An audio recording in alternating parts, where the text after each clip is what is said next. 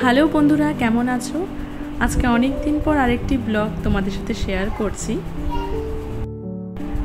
তোমরা সবাই আমার আগের ব্লগ দেখলে জানবে যে আমি কিছুদিন আগে ম্যাঙ্গো আইসক্রিম বানিয়েছিলাম। তো সেই আইসক্রিম বানানোর জন্য কিছু ইনগ্রেডিয়েন্টস কিনেছিলাম, যেমন ধরো ফ্রেশ ক্রিম আর কনডেন্সড মিল্ক।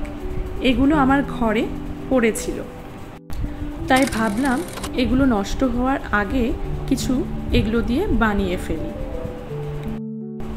আর এগুলো দিয়ে কি বানাবো, তাই আইসক্রিমেরই আরেকটা ফ্লেভার দিয়ে বানাচ্ছি, ভ্যানিলা আইসক্রিম বানাবো, তাই ঠিক করি। তোমরা প্রথমে দেখলে আমি দুধটাকে ঘন করে জাল দিয়ে নিই, একেবারে ক্ষীরের মতন প্রায় করে নিই। তারপর কনডেন্সড মিল্ক আর ফ্রেশ ক্রিমটাকে মিক্সিতে গ্রাইন্ড করে নিই। তোমরা ব্লেন্ডারেও ব্লেন্ড করে নিতে পারো। এরপর সেই ক্ষীরের মতন দুধটা ঢেলে দিই।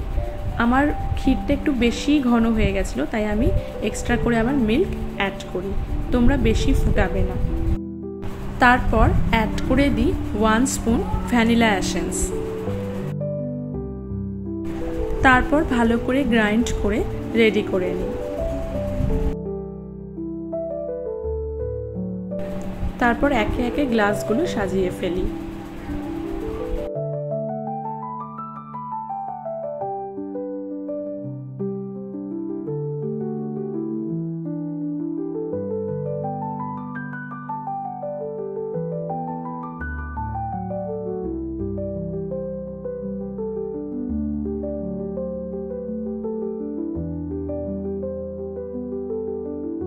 এরপর গ্লাসগুলো ফ্রিজে রেখে দিই।